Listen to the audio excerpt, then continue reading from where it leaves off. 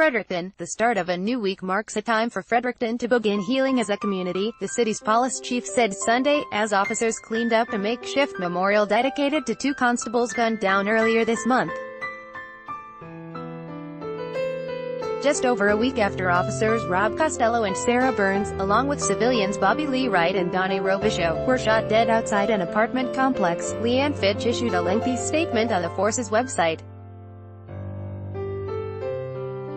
Flowers are placed on a memorial at the Fredericton police station on August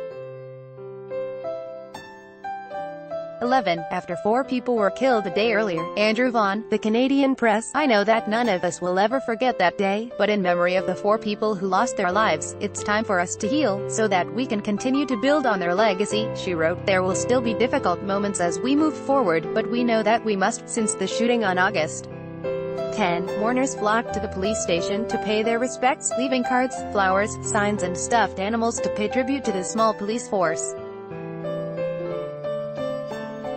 Article continued below. The constant line of people at our police station to drop off gifts and sign support messages has been overwhelming, Fitch wrote in her statement. Those gestures have meant so much to all of our employees. You have looked after us well, and I can't begin to thank you enough. On Sunday morning, officers collected the items to distribute among staff and the families of the fallen officers, marking what Fitch characterized as a step in moving forward from the tragedy. Monday marks a new day, a day to start the healing for all of us together as a community, she wrote.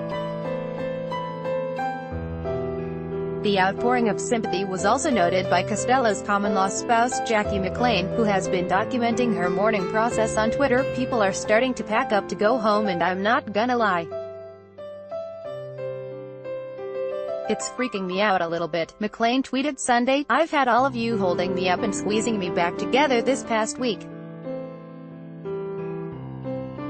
I'm going to need you to keep doing it. Article continued below. The move to collect the cards and flowers came a day after the regimental funeral for Costello and Burns, which Fitch said was attended by thousands of police officers and first responders from across the continent. Thank you to those who made the trip to Fredericton to stand shoulder to shoulder with us, to share our grief during this difficult time, she wrote.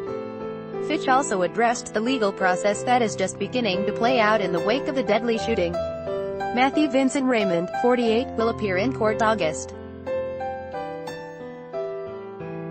27 to face 4 charges of first-degree murder. I do not know how long the court process will last, but I do know many of the answers we all seek will come out as the court process moves along, she wrote.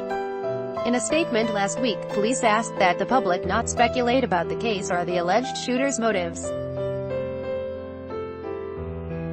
On Friday, a judge lifted a publication ban that had been imposed on court documents revealing details about how the deadly attack unfolded.